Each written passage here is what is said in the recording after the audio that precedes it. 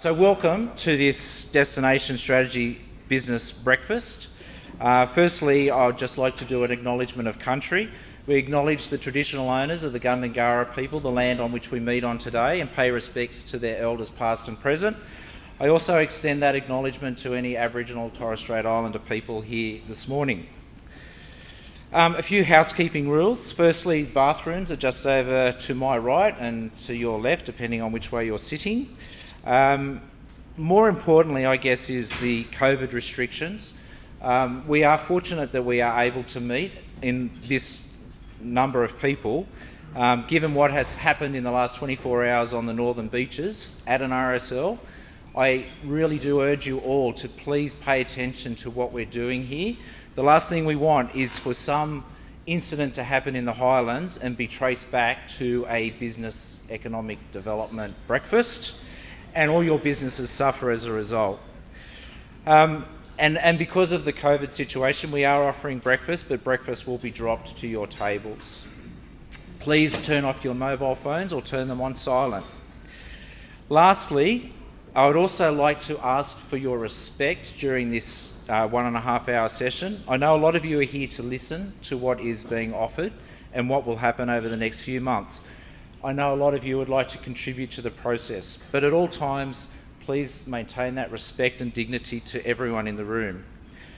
Before I do forget, I do want to thank the Mittagong RSL, pardon me, for making this facility available at short notice. I will now, I might do the acknowledgements first as well. So I'd also like to acknowledge the presence of Wendy Tuckerman, member for Goulburn, and Nathaniel Smith, member for Wallandilly. Also we have present here the Mayor, Councillor Duncan Gare. We have also Councillors McLaughlin, Councillor Scandrett, Councillor Turlin, and I'm not too sure if, and Councillor Nelson, so I didn't see Peter walk in. Thank you. And we also have Barry Paul, the Acting General Manager. We have a number of staff from Destination Southern Highlands. Steve Rosa, the Group Manager of Economic Development and Tourism, or Tourism and Economic Development, whichever way you want to go first. Jan Campbell, our Coordinator of Economic Development. And we have Renee Eccleston, which many of you would know, as well as Charmaine Cooper. I probably haven't introduced myself. I'm Mark Pepping and I'm the Deputy General Manager, Corporate Strategy and Development Services. We also have a number of federal and state government representatives here today, and we also have a number of representatives from the Southern Highlands Key Stakeholders Group, a group that was assembled about 1.5 years ago now, and a number of projects are being worked on over that period of time. And without doubt, I think that the past 12 months has been an incredibly difficult time for everyone. Not least of all the businesses themselves, with the shutdown period earlier in the year, which followed on from the bushfires and drought and all those sorts of things. But we have managed to survive somewhat, and we're here today because of that good spirit that we do have in the Highlands. And so thank you all the interested businesses and representatives here this morning. So we might just go through a bit of a background just to recap on how we've arrived at where we are today. The agenda. Yep, so the agenda is, we've done the welcome background, we'll do the background, and then Steve Rosa will go through the flow chart, and then Jan will take over and go through the resource kit, context, and the action plan process for 2021, and we'll finish up with questions. So earlier this year, if we go back to the 11th of November, I mean, this is after the exhibition of the draft strategy. Council adopted the strategy on the 11th of November. And then on the 25th of November, which is the next one, there was a notice of motion that was submitted, or question with notice, by the councillors, and they resolved that we have this engagement process before Christmas. So, as I said, it has been a very tight time frame to be able to get this arranged at short notice, and we do appreciate everyone's involvement. I've done that. Yep. Then it's Steve. Yep. Okay. Well, I'll hand over to Steve. Thank you. Thank you, Mark, and welcome everybody this morning. Good way to end off the a turbulent year. What I'd like to do is to just take you back a step and walk you through the history and the origins of where we are to get to here today. In your kit that you've received, there is actually a diagrammatic of the development of the destination strategy. The destination strategy was always at the onset, at the origins of its birth, in our development, going to be something totally different in the development of a destination strategy for a region, one that's what I would regard as a little bit revolutionary. Yes, controversial, we've seen that over the last few months, but as we know, we are a unique destination and one that we're all very, very proud of, and one that we have unique assets, people, experiences here that we need to treat differently and not take off the shelf in an approach that a lot of other destinations take. Traditionally, a lot of councils that have an economic development portfolio and a tourism portfolio, those two groups do not integrate with each other generally. In our approach, we've decided with the Windsor-Carriby Shire Council to actually bring those two areas together and create a whole of destination approach. One that is innovative, unique, special, and one that we can, at the end of the day, be proud of, and one that actually, at the end of the day, achieves outcomes for our region. Back in April of 2019, the councillors decided that the road that we were on with regard to economic development was on a crash course. We hadn't achieved the outcomes of our economic development strategies for probably the past 6 or 7 years, and decided to undertake an innovative and a new approach to destination development and destination marketing. And with that, then merged the two units of tourism and economic development together under the branding of Destination Southern Highlands, a business unit of Windsor-Carriby Shire Council that is very much outward-looking, commercial, innovative, and actually has a measured approach in its activities that it does. I'm proud to say to be the manager of that particular unit for the past 15 years now, that unit and the staff that we have, local, are very, very, very much focused on delivering outcomes for both the industry and particularly customers of the region, be it visitors or be it the community that we have. It's taking a best practice approach and an innovative approach, and I think a lot of you that are in this room have been with us on that journey over many years, have seen the Destination Southern Highlands, both that it's a visitor centre, has become a national award-winning customer service area, right through to the innovative and national award-winning destination marketing campaigns that have been undertaken. We are envied. I've got to be honest with you, I'm going to pat ourselves on the back.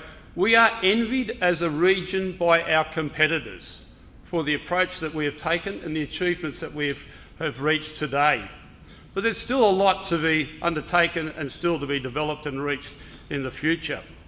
So going back to April of May of last year, when the councils decided to head down a different route to the development of an economic development strategy, it decided to merge the traditional tourism strategies, and as we know, a lot of regions have a strategy for tourism called a destination management plan. And it is a visitor economy plan. It's all about tourism. But in our case, we didn't want just to have a destination management plan. We wanted to have a holistic destination strategy, a blueprint, a roadmap going forward for the next 10 years. And what I'm now deeming colloquially is a green print, now with the acquisition of a new entrant to our region in Nextport and True Green, with the development of the electric vehicle truck manufacturing plant here, which is going to be a huge game changer for us. Council in May of last year decided to get off the fence and basically pin their flag to the mast as to exactly what our destination is going to look like and be like, and where we really want to be proud of to going forward. So going forward then, we started the process of the development of this destination strategy. They all agreed that we undertake this particular approach, which is a non-traditional tourism and economic development strategy standing alone. In the process leading up to the appointment of a consultant, there was a lot of work undertaken internally within Council to review our key assets for our region and where we could align this particular strategy going forward. And in doing so, a lot of the federal, state and local strategies were reviewed, and they were contributed to the development of this current strategy that's been adopted by Council. As part of that, we looked at key sectors for our region, and in that early background truth finding and research, we aligned our 6 key sectors to those of the 10, I think Mark, 10 of the states' strategies of sectors that they were focusing on, ones that we knew we had strength in our region, i.e. tourism is a natural, and tourism no doubt has been probably the backbone and the lifeblood for this particular region over many years. But in now going forward, it's not just all about tourism, it's about many other sectors that we have here for opportunity, whether they be from advanced manufacturing to education to agribusiness and the like. So in that process we identified 6 sectors, and we then looked to align our strategy going forward. The appointment then of a consultant in Michael Johnson from Lucid Economics that we started back in November of last year has been obviously over a 12 months journey going through that an engagement process and the delivery of the strategy as we see now.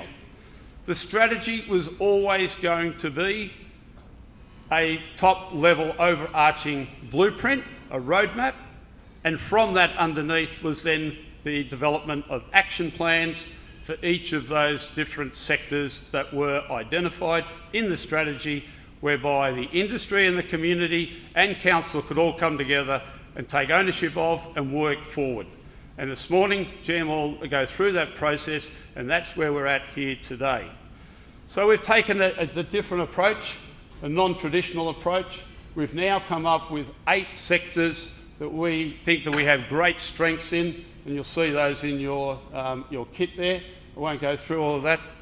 But behind the scenes, while this concurrently was happening in the development of the strategy, we didn't pull up stumps and go, well, we'll wait for the strategy and then we'll deliver on all the outcomes that we're going to do in the action plans. A lot of work has been happening behind the scenes, and there's been some great achievements already. So it's not all doom and gloom. There's some real positives out there. As we know, as a tourism destination here, for the past 5 to 6 years, we've seen a dramatic rise in record visitation to our region, right up and through December, year ending December 2019. Like the whole of the nation, everybody's basically been put on hold for the past year.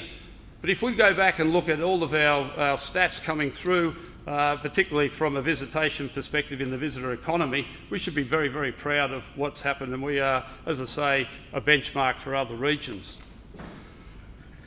We've created some great opportunities. We've got new businesses opening up here. We've got some great assets, infrastructure and experiences that have been developed over the past 12 months. And there's no doubt, the shining light going forward and very positive is the introduction of all things green and zero emissions of the new electric vehicle manufacturing plant out in the SHIP, which is the Southern Highlands Innovation Park out at Mossvale Industrial Area. A number of current projects that are supporting the strategy, as I mentioned, that we've been undertaking over the last few months to develop. And one that's very proud, I think, here in the region is through Hugh Clark and the key stakeholders group, along with Council and Destination Sydney Surround South, is the development of our region as an agri and equine centre of excellence, and a place where we can then develop opportunities for jobs and growth in the future. And the acquisition of funding to support the development of that sector through the bushfire recovery funding, where Council achieved $100,000 together with contribution from Sydney Surround South of $30,000, got us a full-time coordinator for 12 months in the way of Bridie George. So that project is kicking some goals already. So we're not waiting to the delivery of the strategy for things to happen. We knew the pathway where we were going. We knew there were some great takeouts. So we're now starting to value add and embellish those outcomes of the strategy.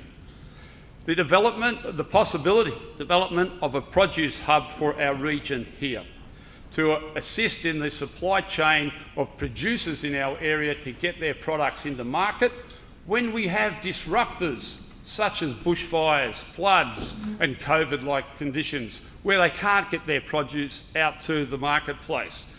We've been successful in Council to be able to achieve a $50,000 grant through the government, which is through Nat and Wendy, thank you for your state government support with these great bushfire recovery grants that are there. And we got $50,000 to undertake a feasibility study to whether or not we could produce and locate and develop a produce hub here in the Southern Highlands. That tender is now going to be delivered in the new year, effectively mid-January. We'll see the appointment of a consultant and hopefully engagement of a lot of you people here in that sector to actually advance that study. We've already we've commenced the accommodation investment feasibility study with a consultant, and in the last couple of weeks. And in the new year, we will see and have a document that actually goes through and maps out what our current accommodation audit is and where are the potential for investment going forward and the growth opportunities in that particular sector. We've developed an events policy strategy as well as a toolkit, and that is currently there before Council in the new year, and we will see the introduction of that, which will then provide a toolkit for existing event coordinators and people that want to come to our region and put on events to be able to have a checklist, and for Council to be able to adopt and internally be able to create... We off? Must have...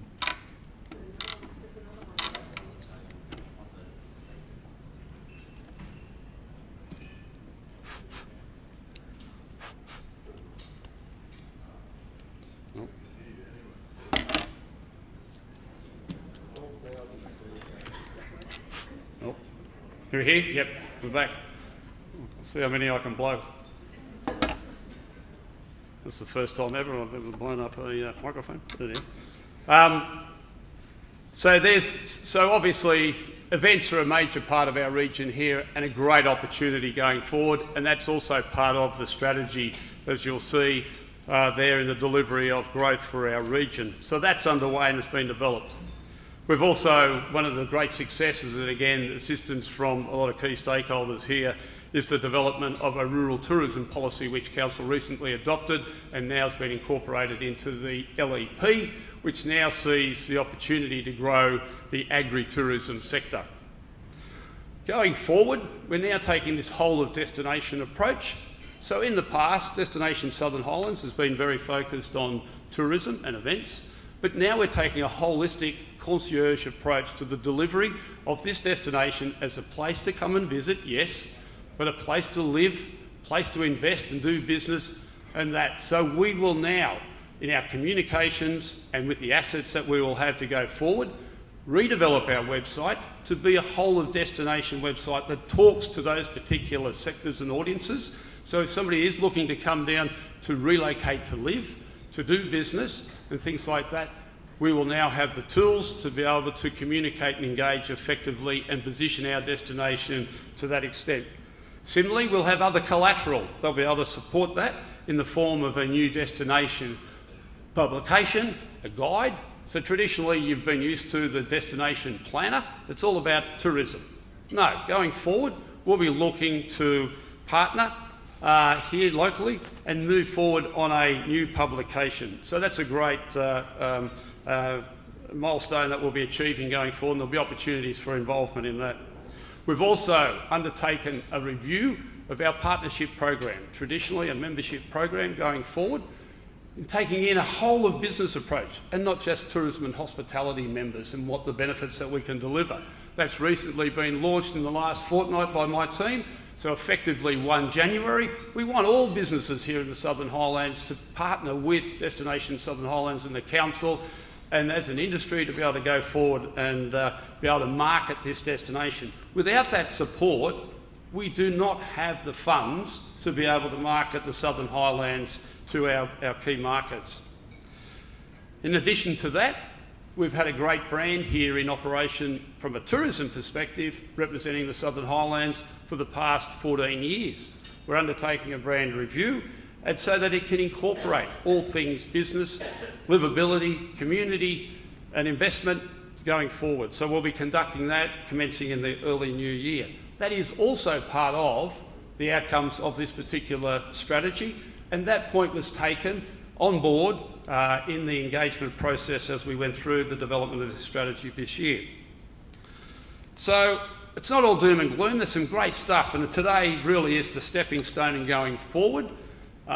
Unfortunately, being a council unit, we are confined by certain governance and processes, and it might become frustrating to some, and it becomes frustrating internally, I can assure you, but we are here on this journey. It's measured, it's a measured process that we're going about, and within the next few months you will see then the engagement and development of groups to be able to develop these action plans which we'll all own and take forward.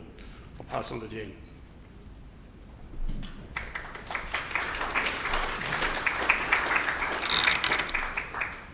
Good morning, everyone. Thank you so much for the great attendance we have here today. And the first thing I want to mention is one little housekeeping thing is just to remind you that this is being recorded. You can see the cameras and the voice here. We did mention it in the email, but if anyone has a problem with that, please make sure that you position yourself alternatively.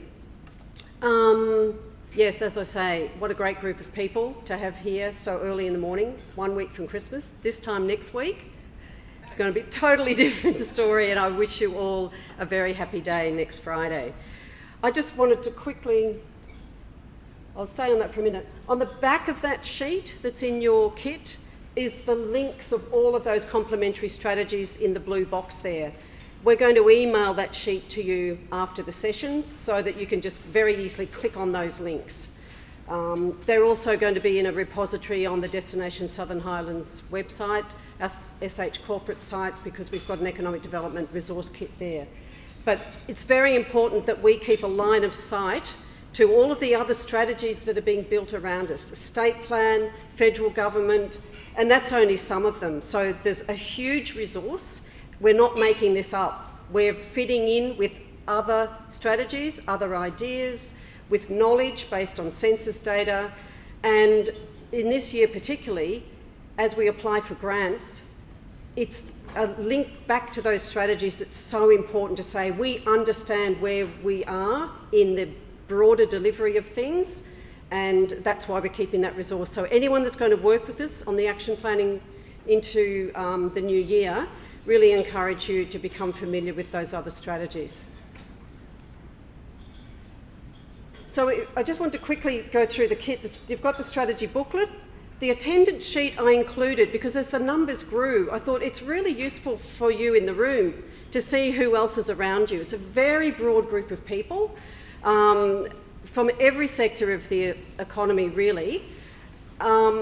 Industry sector, that is, and talent sector as well. We have project managers and governance experts and all sorts of people that we can draw on the awesome talent in this room and beyond, your networks, to work on the next stage of this work together.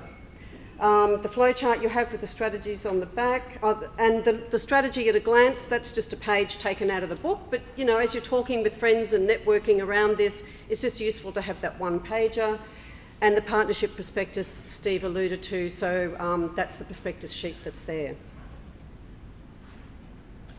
So for those who aren't very familiar with economic development strategies, I just wanted to quickly mention how important it is that they respond to local conditions. And Steve has mentioned that one of the first things we did was to consider our local condition is we're looking at the destination as a whole, not tourism as a separate sector with lots of resources and thinking about it. It's included as a sector of our economy. So we could look at, we have looked at City of Sydney, Kiama, Goulburn, Eurobodalla, Wollongong. We've looked at all of those strategies, and our consultant did as well.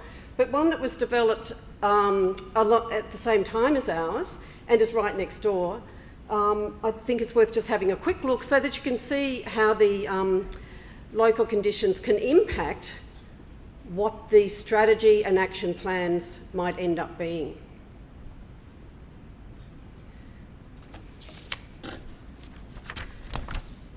So Wollondilly's main premise is that they are an LGA with a very rapidly increasing population. Within 20 years, they're expected to accommodate another 46,500 people. In the same period, we'll be accommodating not quite 2,000. So our main premise is to consider our ageing population. We're not facing the issues of an increasing population. So in the course of doing their strategy, they identified they wanted to work on their top 5 industry areas. We added a few more. We thought, well, let's look at 8, partly because we can look at agri and equine together, so we're kind of looking at 7. And then the priority action areas that fall out of that, Wollondilly has chosen 4 priority action areas that are council's responsibility to work on. Planning, supporting local business, marketing and promotion, and investment attraction. And they're doing the detailed action planning around those priority areas internally with council staff. They're hoping in the near future to engage with industry, but for the moment they're working on council actions as an internal process. We identified 4 priority areas that we've called foundation pillars to a large amount of work that we're going to be doing starting today with the action planning to deliver on the work together, industry and council together. So just a quick snapshot, and it really is, when I actually did that comparison, I thought, wow, you know, when you're looking at 2,000 increase compared to 46.5, the response of the community and industry has to be totally different. So that's the 4 pillars and goals: people, place, prosperity and partnership. We will attract new jobs, residents, and ensure we have the required local training. We will enable our towns and villages to strengthen as vibrant and active places, respecting the heritage. We will focus on key industries that can add jobs and value to our economy. We will work with industry partners to deliver our new future. Our new future being one where we have not hit the target of 1 in 2 people being over the age of 55. That's what we're looking at if we don't intervene. So the strategy over the next 10 years is a very complex series of interrelated actions to not hit that target of 1 in 2 being over the age of 55.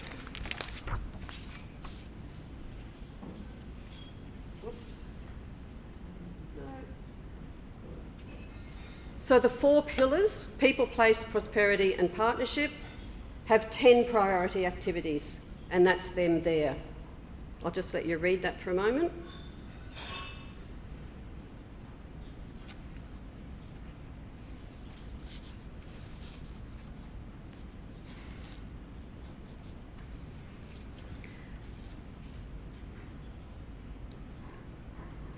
And the detailed activities or actions below that, which we are, that's where the rubber hits the road now, 26 actions. I'm just going to flick through these, but it just is a list.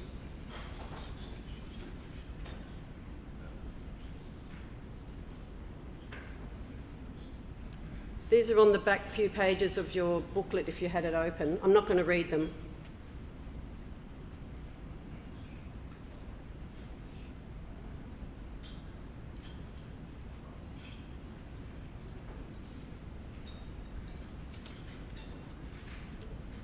So we're looking today to you in the room and those who might join us later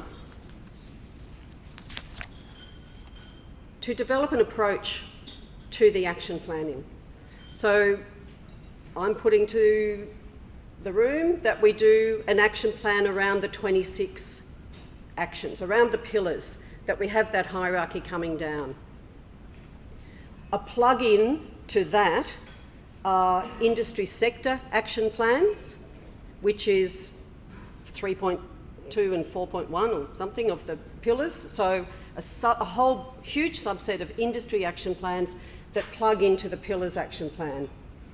There are subsets or contextual text support. I haven't got the words yet. This is in development. We need to say a few words about retail. We haven't isolated it as an industry, but it's part of our tourism and attractions. It's part of agribusiness. It's part of everything, really, as is small business. 98.5% of our businesses are small. So we're not doing an action plan necessarily around small business unless there is a call for that.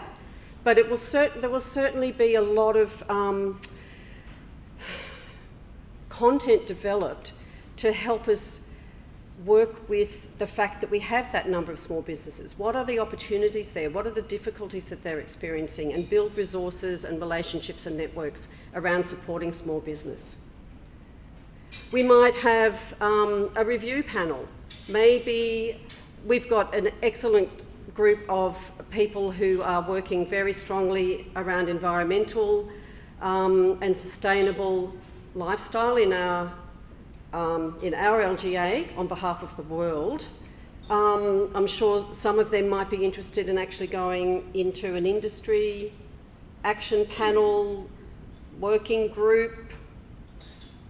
Some might be interested in just standing back, reviewing the whole thing when it's finished, and giving us some feedback on, is this sustainability message strong enough through the whole action planning process?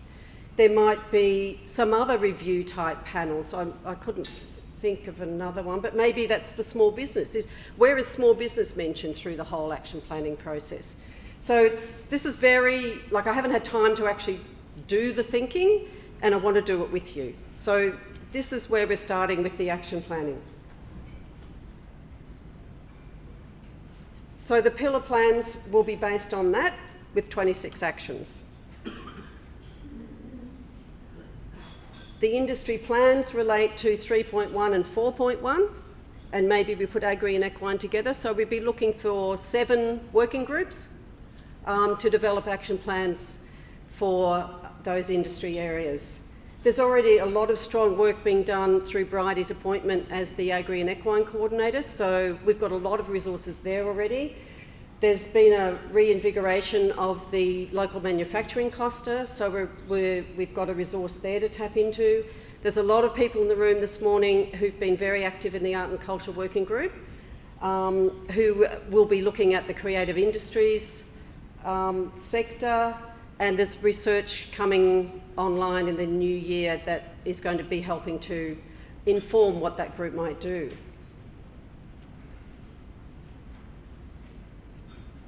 This is an example of a little task force that will come out of the, in this working process for initially council to be looking at actions 2.2.2, 2.3.1, 2.3.2, 3.2.1 and 3.2.2, which all say, let's do some things around improving industry's engagement with council around planning. So, case manager from council.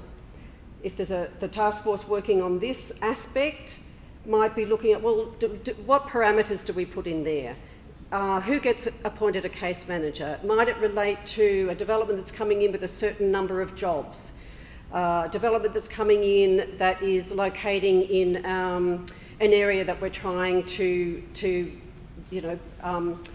get moving, like the Southern Highlands Innovation Park. So there's a lot of flesh to put on these bones, and then the review process, be giving feedback and getting to an end result. Then there'll be addendums. Partners change, even in the course of the strategy. I think one state government department we work with has changed its name 3 times. So these are going to be, this will be changing over time. The funding sources change all the time. Additional strategic references, jobs for the future, regional Australia, there's scads of them, and there's some really good work, and some of those strategies will meet people where they're at in their particular interest areas, and you can bring that particular knowledge and expertise into the broader group. Glossary, etc. So together with Charmaine, our Council's Coordinator of Engagement, and our IT department, we're working on an online hub to set that up early in the new year to manage the accessibility of documents and information. So we haven't just got copy all emails going everywhere. There will be a hub that will provide an efficient way to nominate for a working group. So there'll be an EOI go out, a bit of a survey that will get back to work out who wants to work on things. If there's too many here or gaps there, we can solicit people to go into gap areas. Share and find documents, event calendars, project updates, schedule meetings, manage attendees, host conversations online and share information gathered from personal interaction, offer video conferencing and recording of meetings for future reference, provide quick links to helpful resources and stakeholder contacts, offer feedback, collect ideas and test concepts, and engage broadly with busy stakeholders. So we have a very engaged community in our shire, but not all of them will want to be as engaged as some of you might be. But they might like to have visibility on the project. So we're going to be offering that. Quick brain dump. There's all sorts of ways of skinning this cat. Quite a, colloquial, what we will do, how will we do it, who are we going to do it with, timeframes of ongoing now, next and later. That might relate to some of the industry sector working groups. They might decide to keep it a little bit loose. There are issues there with intellectual property and commercial in confidence information. Maybe, a business may not reveal everything at one time. And so something that they put in later, because I can't talk about it, when we review it in 6 months, it might move into now and they're able to disclose it. Opportunistic things come up, like the EV project that's been referred to. 3 months ago, we had no idea that 2,000 jobs and a clean, green tech company was coming to occupy essentially 15% of the Southern Highlands Innovation Park. Then there's perhaps a more robust set of, the kind of template we might work with that has a measure attached to it. And I would suggest that might be where we put that kind of framework into the 26 actions. And that will come into our operational plan, our delivery plan with the new council after September next year. What I want to emphasise is that they must be actionable, organic, opportunistic, and iterative. These will change over time. The strategy is for 10 years. The action plan is actionable, organic, opportunistic, and changing over time. So this is the timeline from today. Strategy adopted November. The induction meeting for the action planning today. Welcome team. Summer break and process planning. So I'll be developing those template ideas a little further to put to the group next year. The action planning process I see taking place over February, March and April, because this is extra work for people. I think it might involve, depending how committed people want to get into their space, it might be 2 or 3 meetings. Some people might do meetings only, some people might do review what other people prepare. So it's up to the resources and capability, interest and level of commitment that people can put in. And by May, an industry check-in and finalising. So this is a very rich matrix, very complicated, but we need to get that. It's three-dimensional in a way. I can't represent it here, and I haven't really started yet. That's my January is shaping up for that. And that's really all the content we have to present to you, and we have 50 minutes to have some discussion. I'd like some feedback on the rough ideas I've shared with you now. We'll be doing some kind of survey of attendees and broader to try and ascertain what your industry interest is and level of engagement with the process. That's it.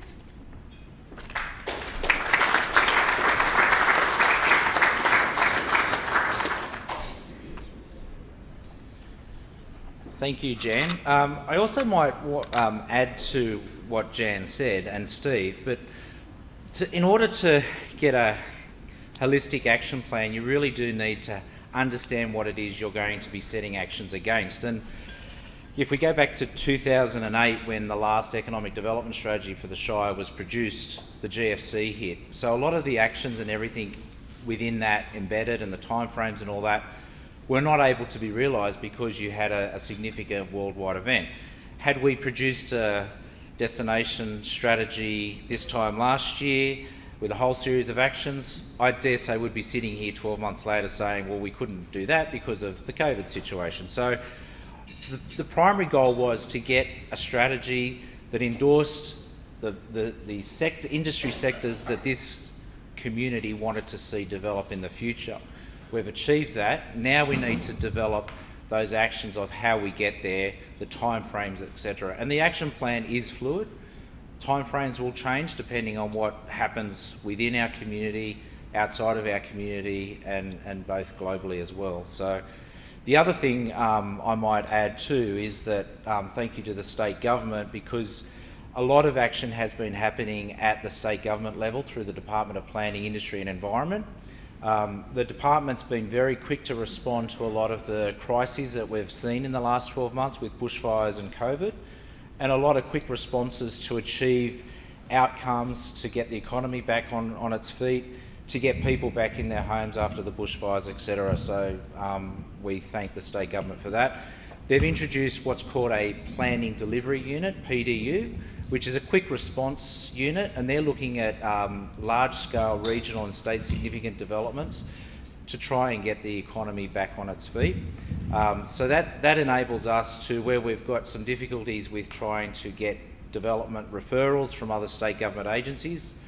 Some of the things that we experience here are unlike any other local government area. For instance, 90% of our shire is within the Sydney drinking water catchment, and the only little bit that isn't is a little bit in the north of our shire that drains into the Bargo River.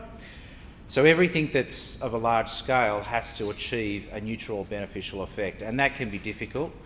Obviously, a lot of our shire is bushfire affected, and because of what we've experienced in the last 12 months with bushfires, etc., those development standards will increase in order to protect people's places and property and lives. So we have to grapple with those sorts of situations.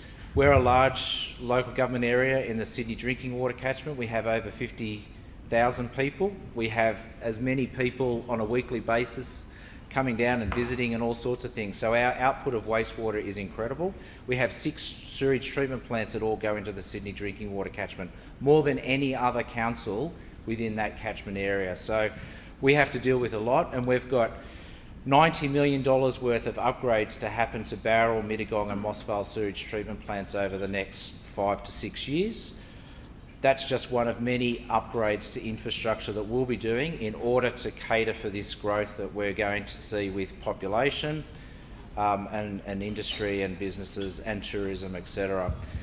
One of the things that might strike people as being a bit curious is our population growth, and over the next 20 years it's only expected to grow by 2,000. That's based on current growth statistics and age brackets, etc. Now if we turn it around, because at the moment we have about 33% of our population over the age of 65, the biggest cohort of population in our Shire is the 65 to 69 cohort. And that's progressively, every 5 years when the census, it's the next cohort that grows. So we're understanding that both inward ageing as well as migration of older people coming into the Shire. Now, as Jan said, in order to turn that around and attract younger families, etc., employment age, education age, etc., we need to obviously diversify our economy, and that's about growing industry, jobs, etc. And then that way we can bring some of those statistics down, and we might actually see more people moving into the area. But as people age, we know that a lot of those family homes are occupied by 1 and 2 persons, and that's why we have that distortion in our population growth as it stands now. So that brings us now to the question time. So we've got a roving mic. So if anyone would like to kick off with a question, as Murphy's Law would have it, right over in the back corner. Hello, Mark. Sandra? Can I just ask a question about the population growth that's projected for the Shire? The previous slide mentioned that projected growth by 2041 was only 2,000 people. Now, as I recall, Council's housing strategy allows for residents, I think, projected residences by 2036, perhaps, if memory serves me correctly, of nearly 3,000 houses for the Shire. And most of us will know that a number of housing developments have been planned and approved for the Shire, from Collowdale right through to the southern villages, including Comungie Chelsea Gardens, which has nearly 1,380 residences planned for that area. So if you look at the projections for housing, that's going to be well over 2,000 people. So there seems to be some sort of gap perhaps about what's here and what's actually planned for the Shire in terms of population. We already know that some schools have waiting lists.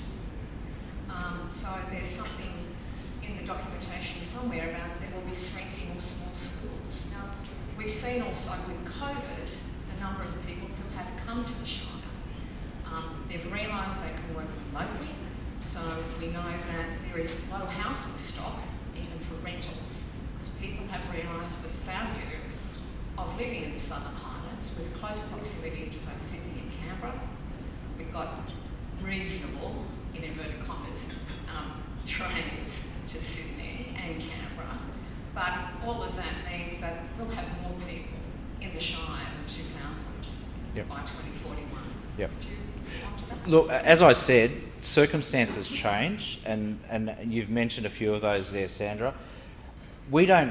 Council doesn't produce these figures. These are produced by demographers through the state government, and that projected growth is based on historically what has happened over those periods of time. We always look forward to a census year because that gives us a bit of a snapshot of what's happening. So 2021 is our next national census period. Unfortunately, the data that then comes out of what we put on our forms in August in 2021 usually doesn't come out until July, August of 2022. But the Department of Planning does do annual projections based on development approvals and all those sorts of things. And as I said, a lot of people are retiring to the area, so they're not actually, and if they're a 1 or a 2 person household, you can see you're getting one house for virtually one person. If we were getting a lot more families coming down, we would certainly have a much higher population growth, much more than the number of houses being developed. So at the moment, that growth and the number of houses is predicted based on that retiree factor coming into the Shire. As I said, if that changes with more younger people coming down, then certainly we will have a higher population increase. But usually, at the moment, it's basically for every 1 person increase, we need 1 house. And Chelsea Gardens Comungie at this point in time, the planning around that is about 1,100 homes, is what they're factoring. Well, the development application before council at the moment is 1,100. Yeah. Any other questions? Yes, Craig. Craig Robson, Fairground Follies. You all know it, and probably the hassles that we've had getting things through, and as an entrepreneur trying to get a business established here. Where we have a little bit of a problem, I think, Mark, and I do thank you and your team for the work that you have done, but a lot of it seems to rely on one, grants, not the entrepreneurs, and secondly, who's got the teeth? The associations, as we know, just in our instance, we're being charged certain amounts, and then if we negotiate it through, there's no support. There's nobody in the tourism industry that can go to the council and say, council, you are wrong. You calculated your figures incorrectly. Now we then come back to Steve. Now Steve has said, yeah, look, we're going to work all these things together, we're going to work as a great team, the whole works. But you ask Steve to put in writing and use a reference. No, we can't do it because we're employed by the council. So what we need is somebody who's, and I thank you, Steve, for all the work you've done in your speech, but I do think we need some organisation that can go and on behalf of the entrepreneurs and say, hey, you are wrong, let's get this organised. Thank you. Your comments, please. Look, I won't say too much, but obviously there are different associations and representations. There are your chambers of commerce, there are your industry sector associations that do make representations. And everyone is free to make those representations. Council does have a number of policies, and in your case it's about calculations of contributions for development. Now, unfortunately, local government does rely on everyone paying their way to improve the infrastructure we have. Now, as ratepayers or as businesses or whatever, we all pay something towards that improvement of essential infrastructure, public infrastructure. We have roads, we have parks, we have libraries, we have community halls, we have swimming pools, we have numerous things that we have to improve. In terms of developer contributions, again, that is levied against a development which increases the capacity or the demand of services that development has. So we have a number of plans. Again, the state government, and that's currently in the process, is reviewing the modelling of developer contributions. Mark, can I just interrupt there for 1 second, please? And that is, no, you are wrong. In that, most of it is selective. Secondly, the council, the original DA for us, says to open business, you have to contribute 290. Sorry, Craig, I'm going to pull you up because I think people are here for the overall strategy division. But I am explaining what it is. Well, you're entitled to that opinion, and that is respected. I am giving you our council's position on why we do what we do with developer contributions. Sorry. Randall, can I please have your question, please? Thank you, Craig. Yeah, and then we'll go to Darren. So, from 296 to 70, and when we got legal advice, it's down to 17,000. Thank you, Craig. Thank you, Randall. Thank you. Thank you very much for the opportunity. I'm the facilitator of the Southern Highlands Key Stakeholders Group. I just wanted to ask a question of the Mayor.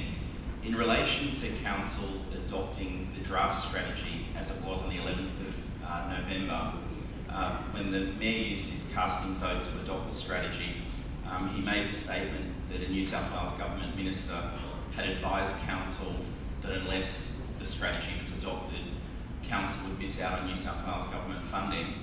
And I just wanted to ask which New South Wales Government Minister was that, and who from Council met with them, and had they actually read the draft strategy? And reference was made to the Wallandilly strategy, which by contrast sets a hard jobs target of creating 3,500 new jobs, and it specifically addresses the development application process. And Wallandilly is proposing that if there's a development application that represents 10 or more jobs, a case manager will be appointed to assist get that project through. So I just wanted to ask which New South Wales Government Minister, and I only found that surprising because the key stakeholders group has engaged very positively with the New South Wales Government, and Nathaniel Smith and Wendy Tuckman have been huge supporters of industry and economic growth, and we've had the opportunity through them to meet with the Premier, the Minister for Small Business, the Minister for Skills and Tertiary Education, the Minister for Planning and the Minister for Tourism. If you'd like to, yeah.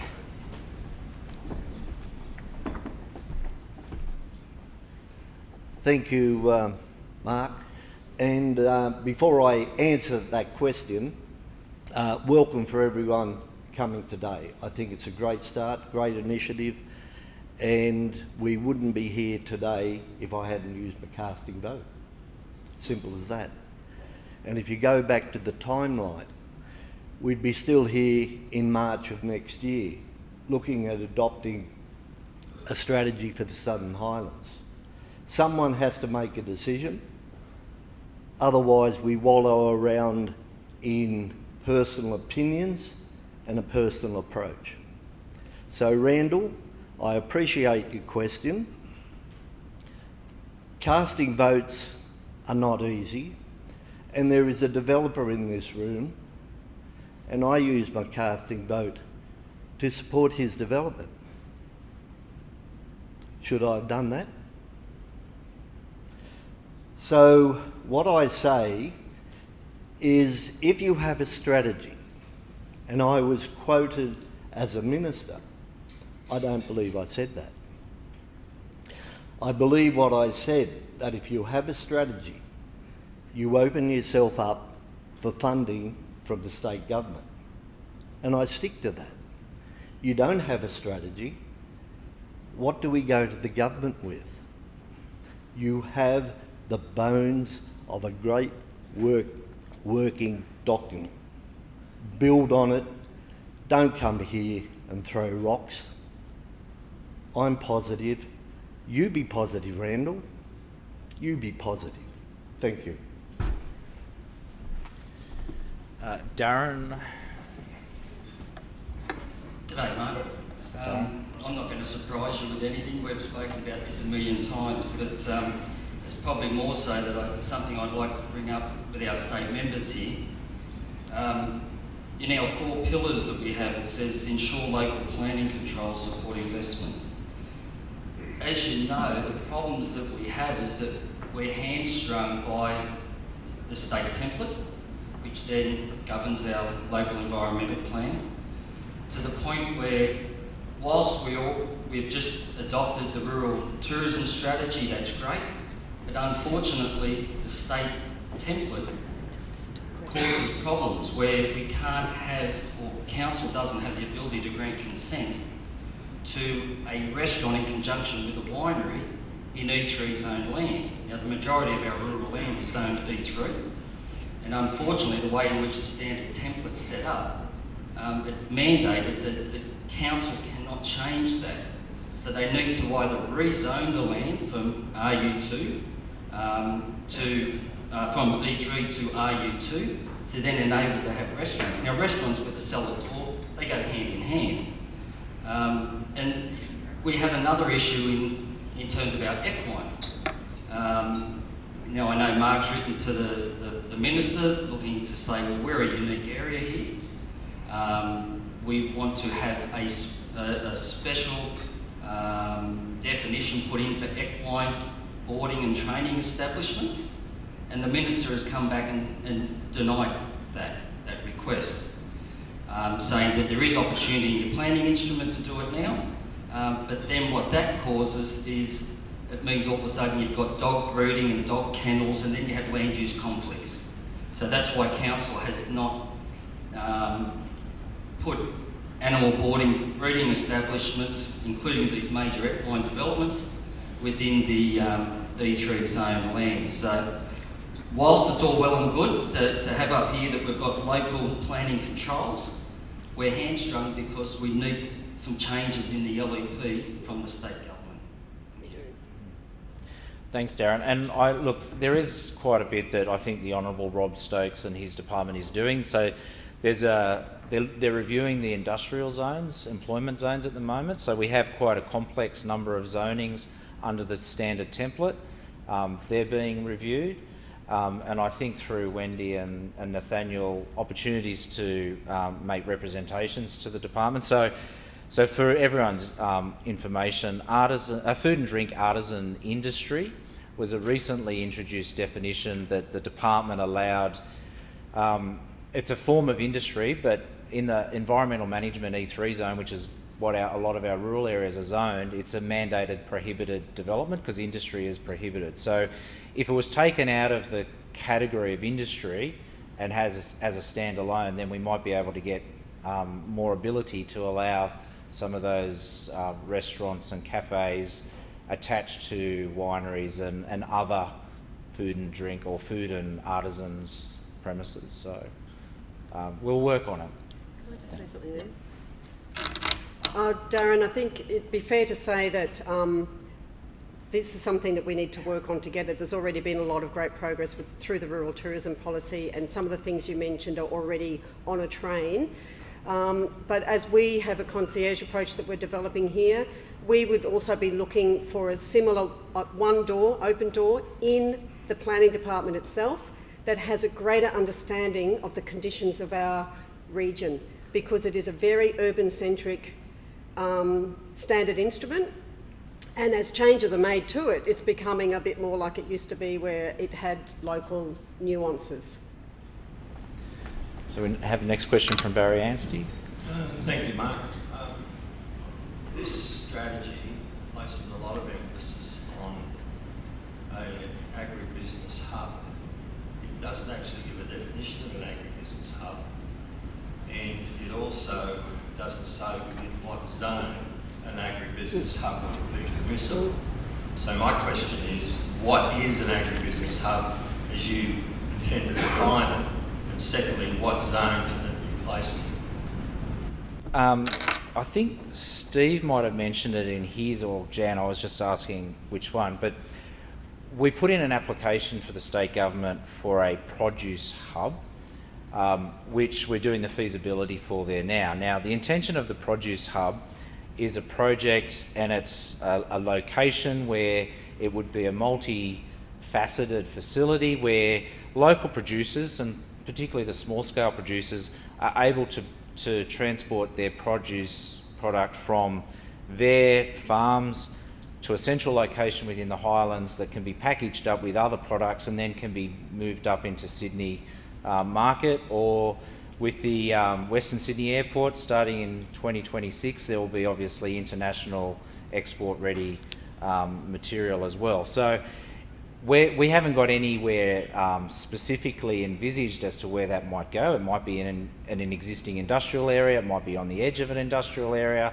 it might be in a rural location, but the whole purpose is to come up with what that hub should look like. What are the characteristics that it requires? What's the infrastructure it requires? There's a number of models that have been developed both in Australia and overseas. Some of them have been successful, some of them unsuccessful. So it's not I mean, everywhere is an agricultural producing area in the Shire. Likewise, tourism could go anywhere. So we're not looking for a specific sub-region or whatever to specifically be about agriculture. This is more about developing a facility where everyone's product can come into. But the first stage is to do the feasibility. Once we've got that, then it can be a product that a private entrepreneur or a partnership between landowner, developer, government, local, state or whatever can actually develop that facility in an appropriate location based on that feasibility. Any other questions? Bridget? Good morning. Thank you for this morning. It's great to have open discussion. My question is around transparency. That these groups that are created, which thrilled to know that that's going to happen, and also we're certainly from the stakeholders group and Moss Vale Chamber of Commerce certainly endorse the 7 groups coming through. So, having been part of the first round of consultation, in our submission to council as a criticism, is that the group's feedback to Lucid did not get reflected in the document. And so in terms of transparency, when we are going to be and investing our volunteering time, that the transparency of what the groups come up with is shared among the other groups, and then it is then reflected in the strategy, because it wasn't with Lucid.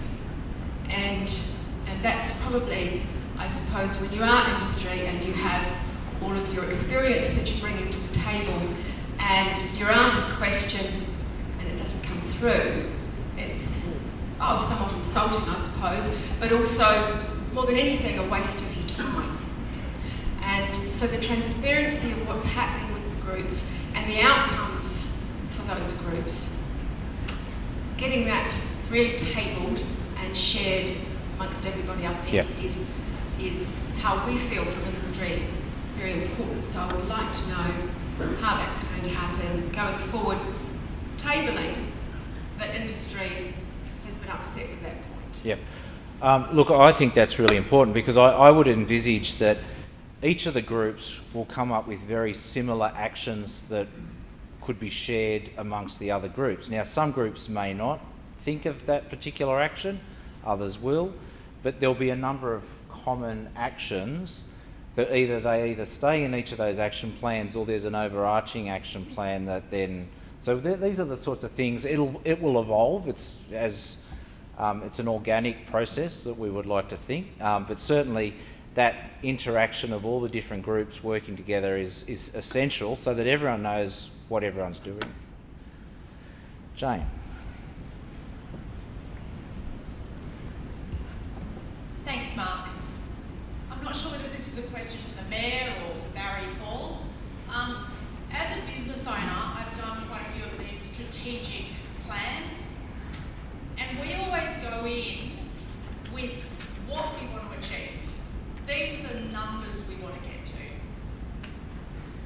I find the plan that you, or the discussion paper that you've put forward, I'm just wondering whether council has ideas of what these targets are.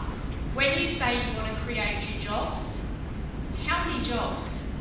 Because the discussion panel who has set that task, is 25 new jobs going to be acceptable? Or are you aiming for 2,000 new jobs? And this is where I'd just like to see a little bit of clarity to know what the aims, the specific aims and goals of those groups are going to be. Look, we have had discussions internally about that. Again, I'm reserved about putting job targets and a number, because if you don't reach that number, have you failed? You might have had $1 billion worth of investment in the economy, but you might have only achieved 50% of the number of projected jobs created. Is that a fail? And I'll use an example. There's a development application to be lodged today that is worth in excess of $18 million that will probably only employ 20 people. It's a large facility in Moss Vale.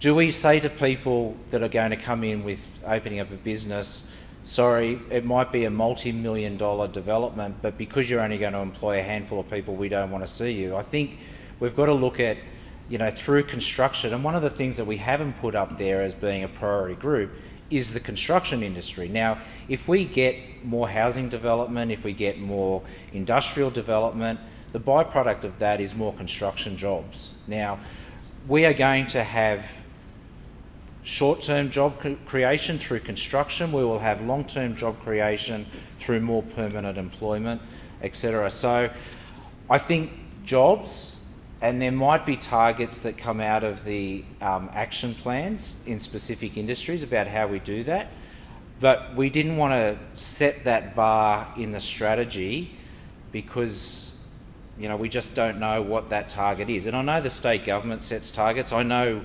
Wallandilly set their target of, and that 15,000 jobs came out of when Wilton Junction was being planned back in the early 2000s.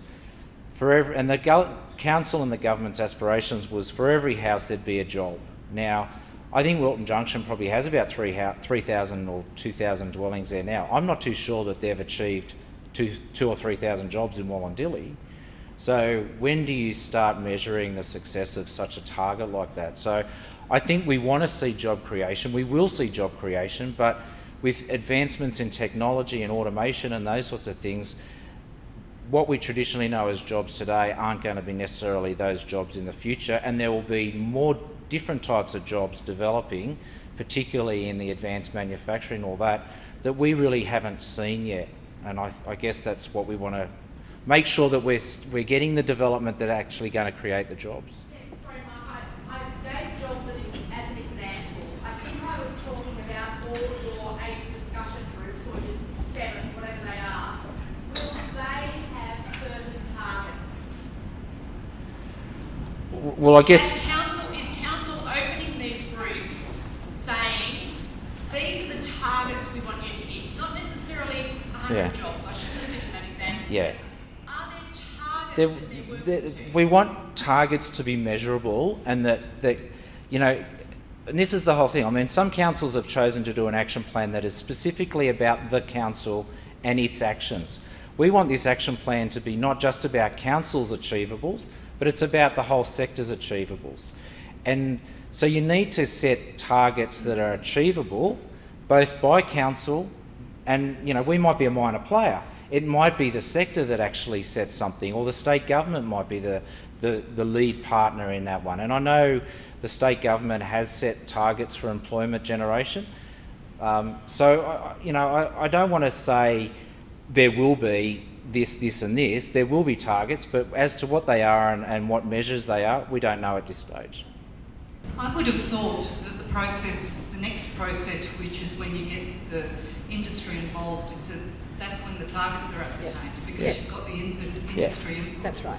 I know of a bunch of projects that I'm bringing to the table that are serious employment generators that nobody in this room knows about. No. And until we sit at the table in those groups, you know, you guys don't know the targets. No. So I would have thought that's when we'd start to define the targets and work out the action plans towards them. And council's immediate responsibility is to make sure that we've got the land adequately zoned to cater for that development.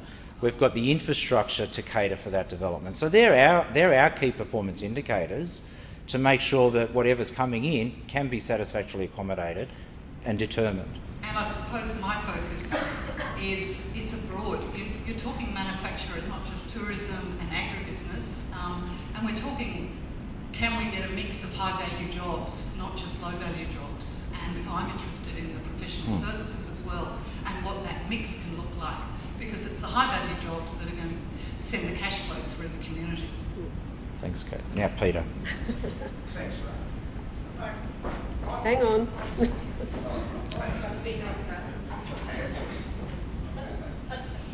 Thanks, Mark.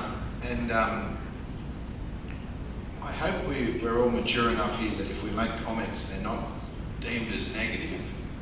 They're deemed as community comments that are a serious concern.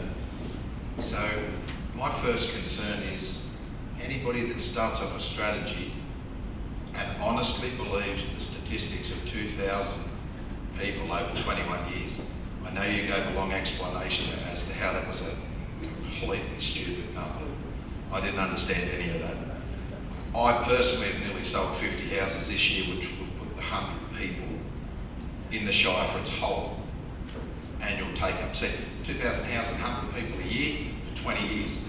How you can run a strategy with those numbers is like believing your kids that a spaceship landed in the back of the garden. It's just not going to happen. And honestly, I understand the Mayor's concern that a casting vote needed to happen, so we needed to go somewhere. But we needed to go somewhere for the last 3 years. We didn't need to rush it in the last 10 minutes. And to look at those numbers and suggest that we adopt that strategy is nothing but flawed from the start. Because 100 people, if you're in business, now I'm talking retail, We're all talking food and wine. I've actually got the least to benefit, Mark. People will buy and sell houses, people die, people get divorced, people move to the area. But our businesses are struggling. And if you think 100 people are going to sustain a main street that needs beautification, hasn't had anything done in the last 20 years. We need a council that processes DAs. We've got $69 million DA in the Maltings in the 10th of June on the DA tracker. We've got 51 million DA in for Robinson Hotel. That's 100 million. Your strategy says that 326 million comes in through tourism. There's lots of other auxiliary things that happen apart from just people driving into the district. Things like changing an LEP. We've got to get the planning right. We've got a council now with a motion to change an LEP that they all voted on to remove dual occupancy on quarter blocks. You're standing up telling me that the number one people in the Shire are the elderly. They're getting older. Okay, so let's make them live on acre blocks. No, you're all wrong. They want to live on smaller blocks. Okay? So if the rubber doesn't hit the road and all the motherhood statements don't match, because that's what they are, they're motherhood statements. But it starts at the start. It starts at being hospitable. It starts at being a customer service department, not a customer prevention department. It starts with a council that's not embarrassing when you play back a Facebook meeting. That's not encouraging developers, that's not encouraging business people. I honestly don't think the bus people ever saw one of the meetings, otherwise they would have never come. But my understanding is we need to all be like gel. We need to listen to the community when there's some issues. We need to have retail as a separate section. Of course, let me tell you, they're eating the paint off the walls. They are eating the paint off the walls. We've got no beautification, no street improvement. We've got all these problems, and yet we've got a whole heap of fake figures. That's what they are, fake figures to go forward. So in my opinion, you can't work with this strategy until you fix the lies that the kids have told you about the spaceship in the backyard.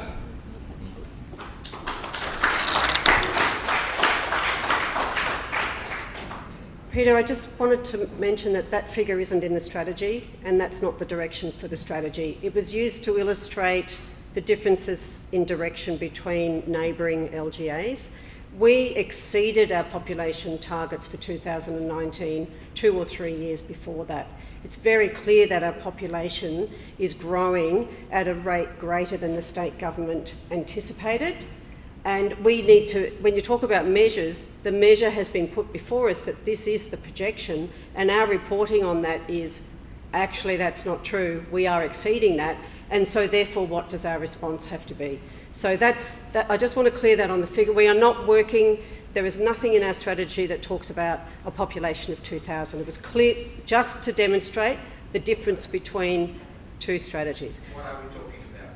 We're talking about the potential for our community to have 1 in 2 people over the age of 55, which has implications socially and economically for our area. The numbers, Jen. You know what the numbers are.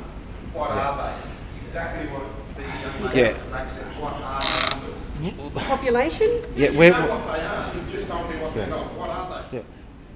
We are set by this, what the state government demographers do. So they apportion the state government, the state's population growth across the region. We can't set targets above what the state government says. That's the confines that we operate within. Sorry, Mark. I think Mark had a question, and then we had here. Just mindful of the time, it is nearly 5:02, so we'll take these 2 questions. Thanks, Mark. Good morning. I just wanted to perhaps throw something at the room today. As many people know, I circulated to a lot of people in the room an open discussion paper on the strategy and action plan earlier this week. And the premise of that is, as people alluded to before, the current structure for economic development and tourism has its limitations because they're a business unit of the council. and we've heard from many people in the room how they've been limited by that. And I believe both the strategy and the action plan has very little chance of succeeding any goals or being successful unless it has the full support of industry. And that requires industry to be inclusive in the delivery of this, and it needs to support it fully. And I think that the only chance that perhaps we have of getting that full support and delivery is a new structure that includes industry and the local government. It's not just the local government structure to deliver it. It's critically got to be industry. Now, I've put forward in a paper an example that of a partnership entity. Call it whatever you want, but there are many positive examples of best practice models around. And one of them I point to is the Orange 360 model, where 3 local councils and industry were able to get together and put a structure that manages the destination in its promotion and marketing, and I'm proposing that a model similar to that for this region, and we're only talking about 1 council and industry. Surely it's not that hard. But, it's a positive solution I want to put on the table, that if we've got any chance of delivering the strategy and actions we all decide on, that a new structure that critically involves co-ownership by industry and local government of the strategy and action plan, and they're empowered to deliver it. Right? That means they're empowered by a budget, they're empowered by employees. We've all heard about some of the roadblocks that are preventing it today. So I'd like to put it out and on the table that that structure needs to be right if we have any chance of getting a success out of this. Thanks, Mark. I'm just going to go to Adam Zarth first before I come back to yourself, just so Adam can respond to that. Thanks, Mark, and appreciate Council providing this platform. Adam Zarth from Business New South Wales. I work with Steve Widget in our local chambers to advance the cause of the broad-based industry, and without going on at great length, and certainly not enumerating the 13 recommendations we put forward in our submission, I just wanted to pick out a few that are particularly important to business and probably can't quite wait for the delivery of the strategy. So my question is just, does Council think that the progression of a fast-track DA process, particularly for businesses, and take your point, Mark, we don't want to be too specific about how many people they're going to employ because it's just important to get that economic growth in the region, but a fast-track DA process and the expedition of important infrastructure, those are 2 measures that I think probably need to be happening concurrently with this planning process. And of course, we have our state members here, and they've obviously got a very important role to play in helping us deliver important infrastructure for the region. Now, none would be more important to us than the Mossvale bypass, so I guess I'm just saying, can that happen concurrently with the development of the plan? Thank you. Thanks, Adam. So we just have... I've got two quick questions. One's quite broad and the other one's very specific to something that's happened to me. I think what I've heard about, I've done consultative processes around the world, mainly in corporate, and what I'm hearing here is we're all businesses and we're all very targeted on what we need to do day-to-day, plans, things go wrong, addressing problems. And one of the issues I see here is, although I appreciate the process, and it's a creative process as well, I think fundamentally a lot of people here as businesses need tangible numbers. What problems are we solving? What numbers do we need to hit? Okay, I think to quantify that would give us as businesses a better feeling for where it's going, okay, and what problems, because obviously there are problems out there in the community that need to be addressed, and if we had tags on some of this saying, we're trying to solve this problem or meet this target. That's my first question. Have you considered putting more targets like that, whether they're problems or target-based numbers. My second question is to the Mayor. You mentioned about your casting vote and that it shouldn't be like personal opinions. My example from the last council meeting, I've got a DA for ecotourism, which ticks a lot of the boxes in terms of ecology, tourism, employment. I even grow produce on my property. Thankfully, the staff members of council recommended approval. I had numerous consultants write numerous expert reports. The conclusion was, yes, this DA should be approved. It went to a council meeting, and unfortunately, the Mayor, with his casting vote, went against my DA. And I don't understand why, from a fundamental DA process and a legitimacy of my DA, why a personal opinion of a particular one person squashes all the work done by a large number of people with expert knowledge, and then I get one casting vote stops everything that I'm trying to achieve.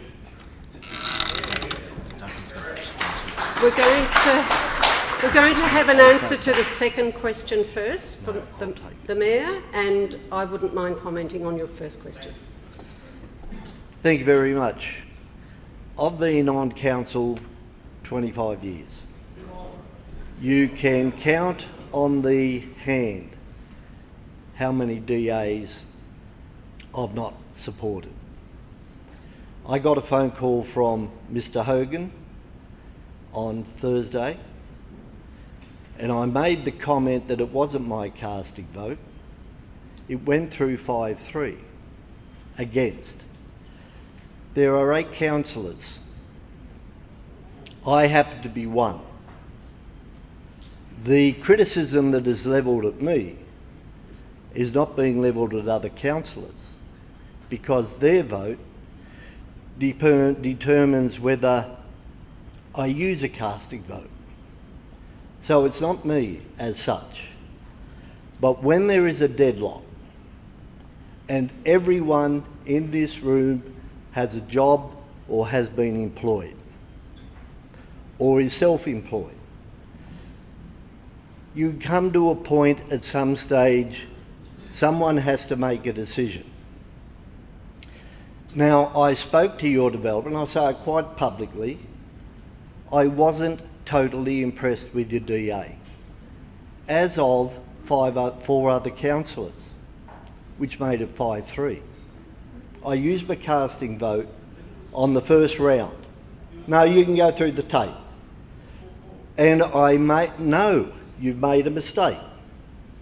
I made the comment to your advisor that if you improve your DA, I may change my opinion.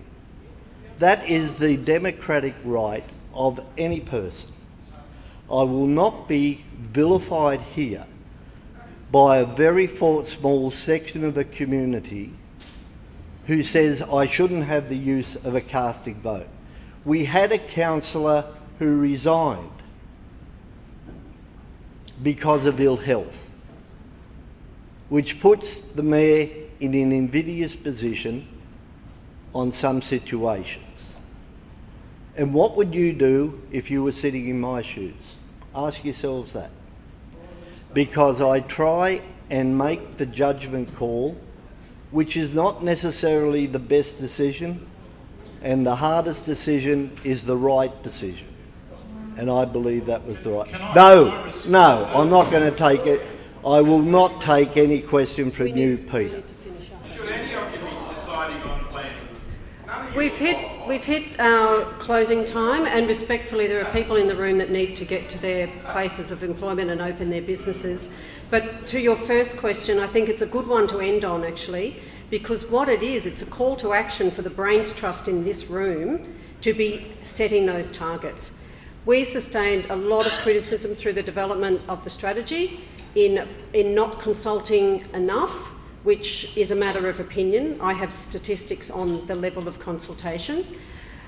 We're not going to go to the next step without consulting. We're not going to set figures that we don't even know about, as Kate articulated earlier. We don't have those stats because there's a very limited